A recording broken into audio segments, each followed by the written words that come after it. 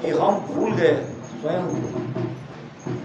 तो इसके लिए महाराज कहते हैं कि इस भेद को अपने हृदय में स्थिर करो, सगुन की सारी विधि उपाय छोड़ दो, करते हो तो करो, उससे कोई सार नहीं निकलने वाला। मैं ये भी नहीं कहूँगा कि मत करो, तुमको ठीक लग रहा है तुम करो, आगे तो तुम छोड़ ही दोगे, आगे तो तुम दो सुनार्थी मित्र दोनों ने एक सोने चांदी की दुकान लगाई और दुकान बढ़िया चलने लगी, काफी पैसा उन्होंने कमाया। तो उसमें एक पार्टनर की मृत्यु हो गई, मर गया। अब मरने के बाद बेटा छोटा था 10-12 साल का, जो सुनार मर गया उसकी पत्नी ने कहा, बेटा धीरे धीरे तुम्हारे पिताजी ने कमाए हुए पैसे सारे खत्म हो गए, कोई कमाने वाला नहीं है, तुम ऐसा करो, तुम्हारे पिताजी ने तिजोरी में कुछ बहुमूल्य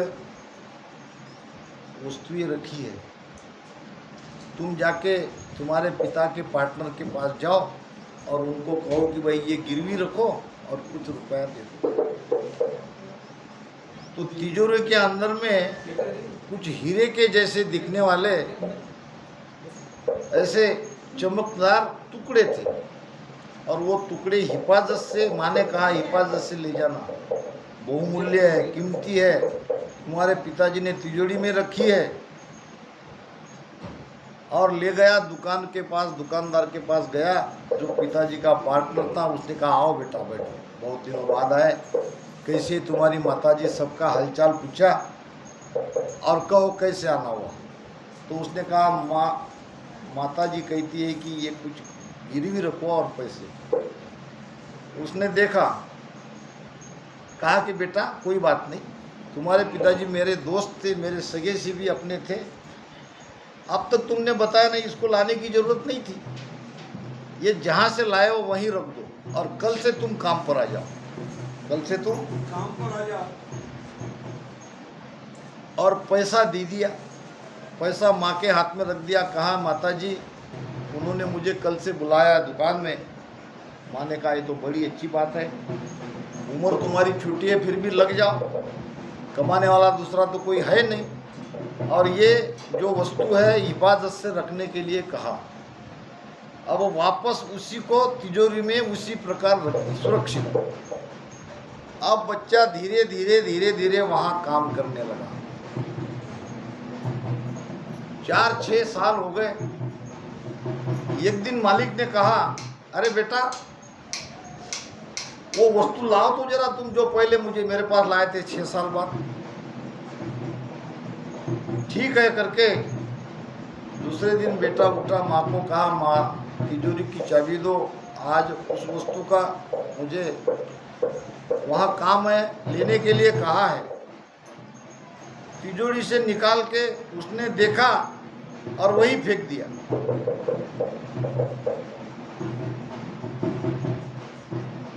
जो 6 साल पहले वहां से आज तक हिफाजत से वस्तु रखी थी, जिसको बहुत कीमती सी समझ रहे थे, फिर एकाएक उनकी नजर से वो कौड़ी क्यों हो गई, क्यों उसको फेंका, क्योंकि उसको पहचान हो गई उसकी। 6 साल में उसने सीख लिया, वो कांच के टुकड़े थे, गलती से वो अंदर में रह गए तो रह गए, कांच के टुकड़े को हीरा समझकर उसको हिफाजत से रख रहे थे और बड़ी कीमती चीज समझ रहे थे। मगर लड़के ने कहा, माताजी ये कोई काम की नहीं है। अब हमें वो ज्ञान हुआ, बस यहाँ पे यही करना है, हमें अपनी ही पहचान करनी है। आनंद कोई बाहर नहीं है, वहाँ कोई आनंद लोग बैठा नहीं है, वहाँ कोई स्वर्ग नहीं है, सब यही है। नहीं तो वाणी जी देखो, स्वर्ग नरक दोनों झूठा, सब यही है। ये तो कहने के भाव से कहना पड़ रहा है कि हम लोग उस तरह से समझते हैं, हम कर्म के हिसाब से समझते हैं, हमको 2 ही कर्म करने आते हैं, पाप या पुण्य। तो कहना पड़ रहा है, पाप करोगे तो तुम नरक में जाओगे, पुण्य करोगे तो स्वर्ग में जाओगे। स्वर्ग नरक यही है, जाएंगे बिल्कुल, स्वर्ग में जाएंगे, नरक में जाएंगे, यहाँ जो आज ऊंची पदवी पे है, अच्छे सुखी परिवार में है, वो स्वर्ग में है अभी। और यहाँ जो दलिद्री है, गरीब है, एक एक पैसे के लिए मोहताज है, दुखी है, पीड़ित है, वो नरक यातना यही भोग रहे, वहां कोई नहीं है। इसी प्रकार सस्रूप आनंद पद भी यही है। जीते जी अगर हमारी वासना मिट जाती है तो ही मोक्ष में जाएंगे। कल हमारे प्रभाकर ने बताया, बहुत अच्छा विषय लिया। बताते बताते वो इधर चले गए कि आने का कारण क्या है। महाराज कहते हैं, कुण सो मरे जन्म कुण जाया, ये मुझ में अंधेश उपाया, ऐसा भेव भिन्न भिन्न भागी, हो सतगुरु मोय शरणा राखी। बस यही समझना है, हम दुखी क्यों हैं? भ्रम के कारण, अज्ञान के कारण। हमें यह पता ही नहीं है मरता कौन है, हमें यह पता ही नहीं है जन्म कौन ले रहा है, पुरुषों मरे जन्म कौन लाए, हमें यह पता ही नहीं है हम कौन है। जब तक समझ आती है तब से आखिरी तक, मृत्यु तक हम ये शरीर को ही सच्चा मानते हैं और एक दिन उस छोड़ को चले जाते हैं। क्या किया हमने? कुछ नहीं किया, जैसे आए वैसे चले गए। तो ये बढ़िया मौका है स्वयं को जानने का। आप ये शरीर नहीं हो, आप ये मन नहीं हो। शुद्धो सतु बुद्धो सतु, आप शुद्ध हो, आप बुद्ध हो, आप परम चैतन्य हो, आप परम आनंदी हो। आनंद आपका स्वभाव है, आनंद आपका लक्ष्य है। आपको आनंद में रहना है, आनंद के लिए ये बना है। सुख के लिए जगत हो भाया। महाराज कहते हैं संसार तो सुख के लिए हुआ। जब सुख नहीं मिल रहा तब भी हमारी आंखें नहीं खुलती है, और दुख आया तो रोते रहते हैं। फिर भी ये सोचते नहीं कि ये दुख क्यों है, दुख का कर्ता कौन है, हमको क्यों दुख हो रहा है। महाराज कहते हैं, क्या दुख था ब्रह्मलोक में, क्या सुख था वहाँ, क्यों आयो तज धाम हो, क्यों पड़ियो फंद माय, क्यों पड़िया फंद माय। क्या दुख नहीं था, क्या सुख नहीं था वहाँ, ये सोचना पड़ेगा। यही तो ज्ञान है। वहाँ न सुख था न दुख था, और परमात्मा की इच्छा से पार ब्रह्म सृष्टिकर्ता ब्रह्म ने यह सृष्टि की रचना करी, सुख के लिए करी। मगर धीरे धीरे सुख तो मिला नहीं, दुख ही दुख मिला, और सुख पाने का कोई उपाय नहीं रहा। भ्रमित हो गए। फिर जो कुछ हमारे सामने उपाय बता गया वो करते गए। सोमवार आया, भगवान शिव जी की भक्ति करने लगे। मंगलवार आया किसी माता की, बुधवार किसी और देवता की, गुरुवार अपने पिता की, शुक्रवार देवी की, शनिवार बजरंग बली की। ऐसे हमने सारे देवताओं, किसके लिए? इसके पीछे तर्क है, सुख मिले, सबको सुख चाहिए। इतना ही नहीं, फिर पेड़ को भी नहीं छोड़ा, पेड़ की भी पूजा करने लगे। इतना ही नहीं, प्राणी को भी नहीं छोड़ा, सांप की भी पूजा करने लगे, तो कुत्ते की भी पूजा करने लगे, तो वराह तो अवतार ही है। ये सब सुख के लिए करने लगे, मगर ये नहीं सोचे कि हमको ये दुख मिल क्यों रहा है, दुख आता कहाँ से है, क्यों हम दुखी है। जानोगे तो आपके कर्म के कारण ही हम दुखी है। आपने ही कुछ किया है, इसके कारण आप दुखी है। जो बोया है वही पाएंगे। तो ये समझ लो कि हमारे दुख के, हमारे स्थिति के कर्ता हम हैं। अब क्या किया जाए? अब इतना समझ लिया कि हमारे कारण हम दुखी है। महाराज कहते हैं, कहो कुण जाले पनंग, सर्प को कौन जला सकता है? सांबर रहती है जंगल में, 12 सिंगिया, वो कैसे मरता है पता है? वो 12 सींग पेड़ में अटक जाते हैं और वो निकलते नहीं, ताकत से खींचता है, खींचते खींचते ये पूरे निकल जाते हैं, वहीं मर जाता है। सर्प के अंदर जहर है, विष है, उसको किसी को मारना नहीं पड़ता, वो अपनी ज्वाला से ही मरता है, तड़पती है। इसी प्रकार हम अपने कर्म के कारण दुखी है, तो आप वो कर्म को डिलीट करो। भजन से केवल संचित कर्म को काटना है। क्रियमान कर्म न करने से होगा। क्रियमान कर्म में कर्ता भाव मत लाओ। कोई कर्म करते हो तो कर्ता भाव मत लाओ, तब क्रियमान कर्म नहीं बनेंगे। नहीं तो कर्म तो होते ही है, क्योंकि हम कर्म किए बिना नहीं रह सकते। कर्म किसको कहते हैं? मन वचन शरीर से होने वाली क्रिया कर्म की संज्ञा में मोड़ी जाती है। उसमें कर्ता भाव ना मत लाओ। जो करते हैं वो राम जी करते हैं, ये समझो तो क्रियमान नहीं बनेगा। प्रारब्ध भोगत लेंगे। और संचित काटने के लिए भजन है। संचित तुम्हारे भीतर के सूक्ष्म शरीर में है, ये स्थूल शरीर का विषय नहीं है। हमारी भक्ति स्थूल शरीर की नहीं है। स्थूल के बाद सूक्ष्म शरीर से हमको अलग होना है। वो लिंग शरीर को गलाना है, उसको पूरी तरह मिटाना है, उससे बाहर होना है। यह हम जो कमल देखते हैं, महाराज ने 12 कमल कहा है ना, ऑपरेशन करके देखो कहीं कोई कमल नहीं दिखेगा। आप ध्यान में भी कोई किसी को कमल नहीं दिखेगा। भाई है क्या कमल? ये कमल है कि हमारी आत्मिक शक्ति यहाँ रुकी है। पहला है 4 पाकली का कमल कंठस्थान पे, यहाँ पे जीव बैठा है। महाराज ने कहा है 4 पाकरो कमल कंठा बीच राम रटण धुन लागे। राम 4 पाकरो कमल कंठा बीच राम रटण धुन लागे।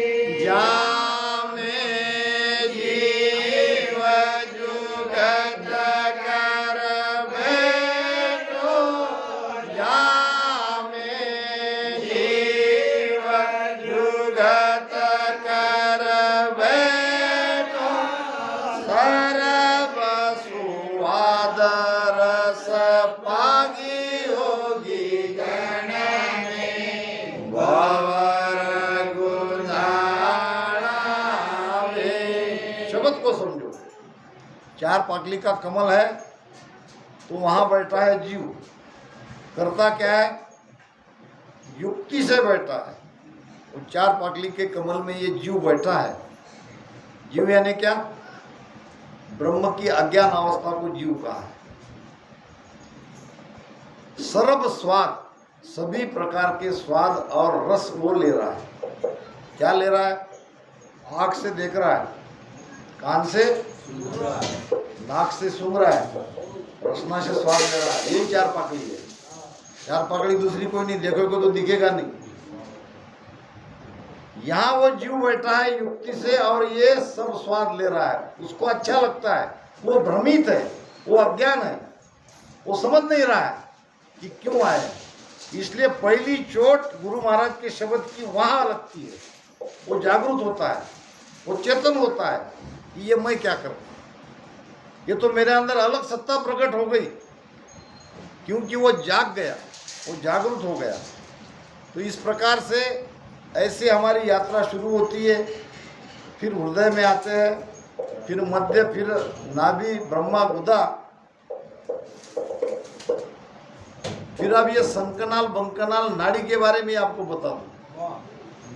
ऑपरेशन करने देखोगे ना, आपको संकनाड़ी दिखेगी ना बंकनाड़ी दिखेगी, क्योंकि असंख्य नाड़ियां है शरीर में।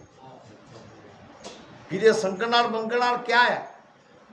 ये एक निश्चित एक रास्ता है। जैसे बाहर से समझाता हूं आपको, नागपुर से विमान जाता है बंबई, तो उसका एक निश्चित रूट है। नहीं तो आकाश में तो चारों तरफ कोई भी रास्ता होना चाहिए था, मगर नागपुर से निकला हुआ विमान उसी रूट से बम्बई जाएगा। वो एक हाँ वो रूट है। इसी प्रकार हम अगर भजन नहीं करते हैं और श्वासोश्वास हमारी चल रही है तो श्वासोश्वास से ये चेतना की दिशा ऐसे नीचे ही जाएगी। नीचे का केंद्र है काम। हमारी सारी ऊर्जा, सारी चेतना काम केंद्र की ओर जा रही है। अब महाराज कहते हैं कि इसको पलटाओ। यही तो महाराज कहते हैं, प्रेम प्रेम में फेर है, सुनो प्रेम को न्याय। कोई नहीं कहेगा महाराज ये ज्ञान। सदगुरु सुखराम जी महाराज के जैसा कोई संसार में ये ज्ञान नहीं है। हम तो केवल प्रेम ही समझ रहे थे और प्रेम एक ही होगा, मगर महाराज कहते हैं कि प्रेम में भी फर्क है। प्रेम प्रेम में फेर है, सुनो प्रेम को न्याय। चार प्रेम तो प्रेम हुए, जब लग झूठी चाव। जब लग झूठी चाव, पांचों प्रेम कहावे। वागत जब घट होय, उलट हंसो तब जावे। आया सोई विद चाहिए, दूजी झूठ उपाय। प्रेम प्रेम में फेर है, सुनो प्रेम को न्याय। आज तक संसार में दो ही संतों ने ये रहस्य खोला है, एक सदगुरु सुखराम जी महाराज और दूसरे ओशो। हमारे पटेल साहब बैठे, ओशो के अच्छे जानकार। दो ही संतों ने कहा है कि ऊर्जा को पलटाना है, वही प्रेम चाहिए। वही जो प्रेम शुद्ध भाव हुए ऋतुवंती चाव। वही प्रेम चाहिए, संसार का प्रेम, और वही शुद्ध भाव चाहिए और वही ऋतुवंती की चाह चाहिए, तब नियंचर जगेगा। ये सब आप कर रहे हो। कल से जो आपको भजन करा रहे हैं उसी भेद से करा रहे हैं। आपके अंदर वो चाह ना जगा रहे हैं।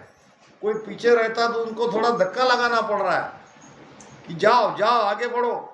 क्योंकि यहाँ क्या होता है, यहाँ ऊर्जा मिलती है। भजन करने वाले कई संत रहते हैं और ये संतों की ऊर्जा आपको प्रभावित करती है और आप खींचे चले जाते हैं। आपने देखा होगा अजगर को, नहीं देखा तो सुना तो होगा। अजगर करे न चाकरी, पंछी करे न काम, और दास मनु का कहे गए सबके दाता। अजगर चाकरी नहीं करता। और महाराज भी कहते हैं कि उसके भी मुख में भोजन पहुंचाने वाला वो परमात्मा है। तो कैसे भोजन मिलता है? भोजन मिलता है वो केवल ऐसे मुंह फाड़ के बैठा रहता है। मुंह फाड़ के बैठा रहता है तो एक रेंज में अगर प्राणी आ गए तो उसकी श्वासा उसको खींच लेती है। वो प्राणी कुछ नहीं कर सकता, उनके मुख में चला जाता है और अंदर में वो उसको पचा लेता है। तो इसी प्रकार ये श्वासा की हमारी निश्चित दिशा है। जो श्वासोश्वास की ऊर्जा है, इसी से हम बोल रहे हैं, इसी से सुन रहे हैं, इसी से देख रहे हैं, चलते हैं, तो यही ऊर्जा हमारी काम आ रही है। यानी हमारी जो ऊर्जा है ये खंडित है, ये एक जगह कहीं लग नहीं रही है। इसीलिए कबीर साहब ने कहा है, बोलत 12 चालत 18 सोवत जावे 20, मंथन करता जाए हजारा क्यों न मरे जल्दी। संतों ने कहा है, श्वासा का गणित बिठाया है। तो यही ऊर्जा को पलटाना है। और पलटती कैसे है? तो इस प्रकार भजन करने से। ये जो मैंने बताया कि पहले पेट को पीठ की तरफ जाने दो, यहाँ की वायु छाती में आई। छाती में आने के बाद राम राम करते करते उसको यहाँ रोको, ऊपर मत जाने दो। ऊपर जाओगे तो क्या होगा? वायु को आप शंखनाल से भ्रुकुटी से ऊपर चढ़ा रहे हो। यही उसको रोकना है छाती में, और फिर नीचे उसको लाना है। फिर पेट और फूलेगा, फिर वहाँ पे सांसा अमाऊ होगी। सांस अमाऊ नाभ बंक पिचम दिस वायु। ये रास्ता है सुषुम्ना को खोलने का, बंकनाल को खोलने का। बंकनाल ही सुषुम्ना है और हमारा रास्ता पश्चिम का है। धीरे धीरे क्या होगा? धीरे धीरे इसकी हमें रोज अगर यही प्रैक्टिस करते हैं तो हमारी श्वासा जो सामान्य गति से चलती है वो बराबर बराबर पलटती जाएगी। केवल आपको ध्यान देखना ही है। आप चल रहे हो, बात कर रहे हो, सो रहे हो, ये श्वासा चल रही तो बराबर नीचे से पलटती जाएगी ऊपर की, क्योंकि आपने उसको रास्ता तैयार कर दिया। जो रास्ता बंद था वो रास्ता आपने खोल दिया। इसीलिए महाराज ने कई जगह समझाया है। एक जगह बड़ी सुंदर बात कही है, धोबी धोबण धोबण लाया पूरब दिशारी माँ राम राम पूरब दिशारी माँ और दौरद का मार पछाता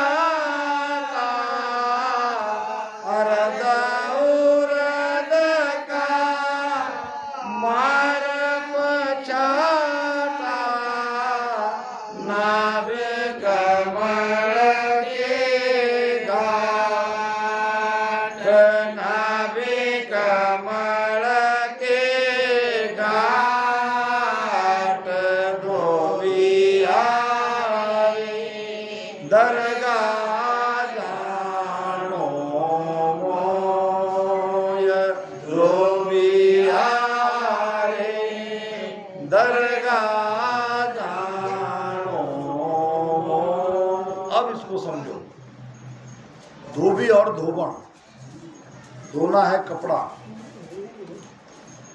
अब कपड़ा कौन सा है और उसका मैल क्या है?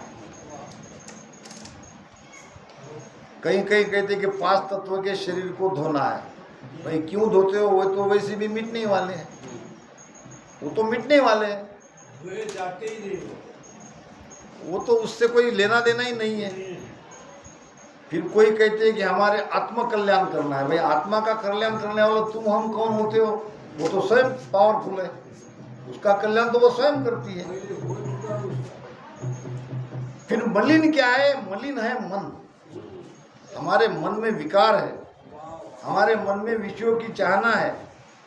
ये विषय और विकार को धोना है। और धोगे कैसे? मन से। मना एवं मनुष्याना बंधनो मोक्षने कारण। मन के कारण हम बंधन में हैं और मन से ही हम बंधन से मुक्त होंगे। अब धोना है, धोबी और धोबन ही कपड़ा धोएगा। अब धोबन तो तैयार है, मगर धोबन का मालिक बैठा है धोबी। धोबी है मन। मालिक अगर कहेगा तो धोबन क्या करेगी? वो तो स्त्री है बेचारी, धोबन है सुर। क्या बिना मन के हम कपड़ा धो सकते हैं? महाराज कहते नहीं। सूरती फंसी संसार में ताते पड़ गयो दूर। सूरती बांध स्थिर करो आटो पोर हजूर। सुरती फंसी संसार में, तुम कहोगे सुरती को संसार में जाने दो, तुम भजन करते रहो, नहीं होगा। सुरती बांध स्थिर करो। अब सुरती कैसे संसार में बंधी है? संसार क्या है? संसार बाहर नहीं है, संसार एक भीतर भी है। सुरती बंधी है मन के साथ। हमारी सुरती बंधी है मन के साथ। तो जब तक मन भजन में नहीं लगेगा, सुरती बाहर से भीतर नहीं आएगी। तो अब ये मन है धोबी, सुरती है धोबण। मन और सुरती लगा के ये सांस उसास में राम राम रटन करना, यही तुम धो रहे हो। अब इसमें आपको अंदर का मैल बाहर निकालना है, इसलिए उसको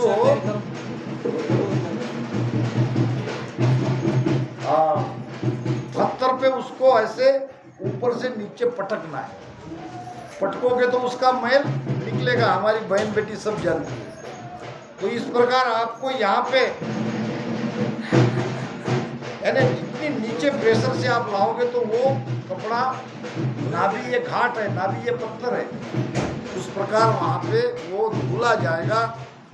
ऐसे धोते रहो जब तक पूरा मैल निकल न जाए। मन निजमन में न हो जाए परिवर्तन।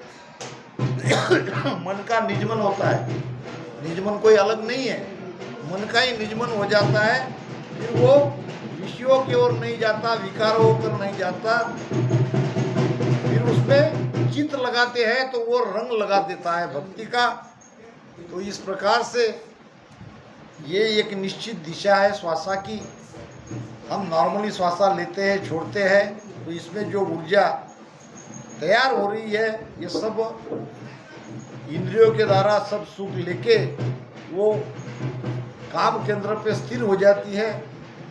और इसी प्रकार हम संसार के सुख लेते लेते कई बार जन्मे, कई बार मरे, यही जन्म मरण का सिलसिला चल रहा है।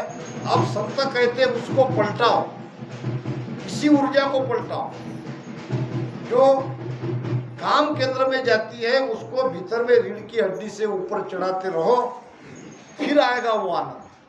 फिर मेरु त्रिकुटी दस्योद्धार होते जब उस स्थिति में हम पहुंच जाएंगे।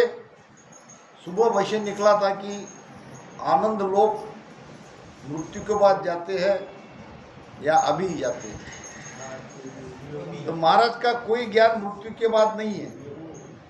अब हम जब चिता जलाते हैं तो एक वो 10वां द्वार उसका फोड़ते हैं। क्यों फोड़ते हैं? उसके पीछे विज्ञान है कि अगर वहां प्राण है गलती से इसमें से निकल जाए। भक्ति तो उसने नहीं करी, कम से कम ये कोशिश कर देते हैं। हाँ, वहां तक हम रुकते भी है और वो लगा देते हैं उसको और फिर निकल आते हैं कि हम समझ लेते हैं कि 10वां द्वार फोड़ के, यानी सबकी इच्छा है कि वापस हम ना आए, मगर जिंदगी भर तो उसने कुछ किया नहीं है।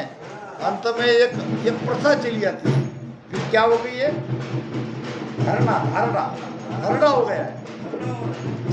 मगर इसके पीछे विज्ञान वही है। तो अगर ये ऊर्जा आप धीरे धीरे पूरी तरह से ब्रह्मांड में चढ़ा लोगे तो ऊर्जा को यहाँ पे स्फोट होना ही है। यहाँ से 10वां द्वार फोड़ के वो जब जाना ही है, जब आपका अंतिम जन्म होगा तो 10वां द्वार फोड़ के जाओगे। दूसरा कोई उपाय नहीं है। ये ऊर्जा नीचे नहीं आएगी और वापस नहीं आएगी।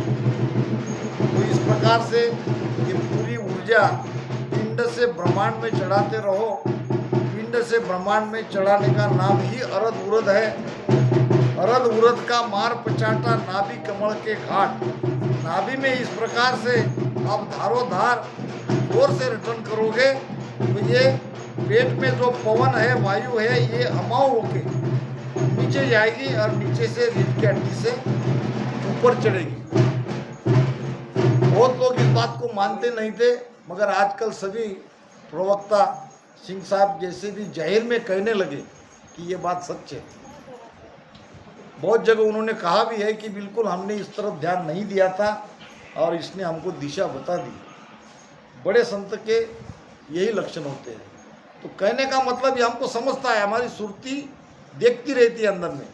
हम बैठे तो एक ऊर्जा निरंतर ऊपर चढ़ रही है, क्योंकि हमको ये खोजना पड़ेगा आत्मसार में और सौदागिरी में। ज्ञानियों के लिए कह रहा हूं, खोजो। सूरज जाय मिल्या घर चंदे, पवना गिगन समाया।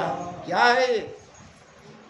कहाँ सूरज है, कहाँ चंदा है? और दोनों जगह सूरज ही चंद्रमा में जाके मिल रहा है।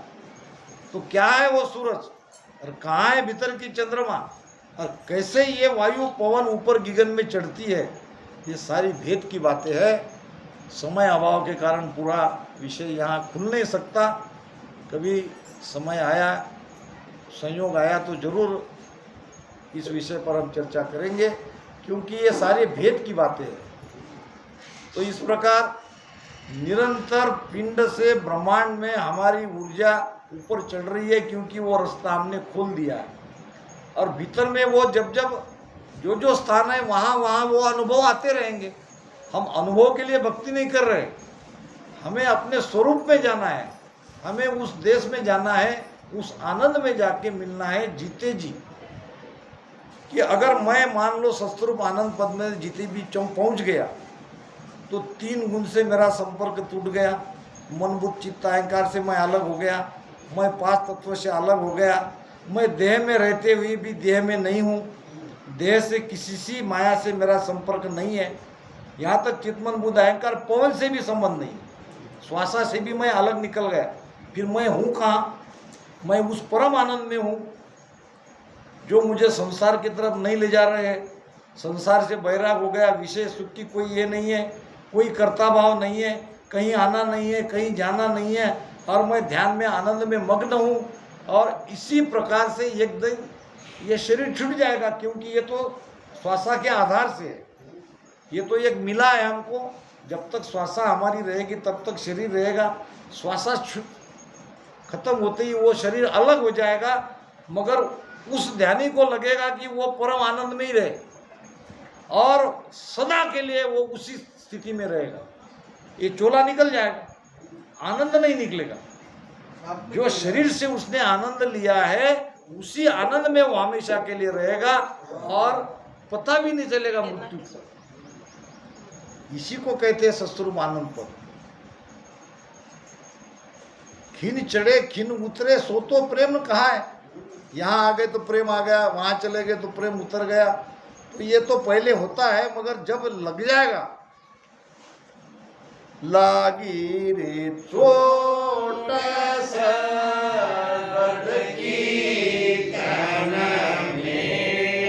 बिसर गई सुध सारी, बिसर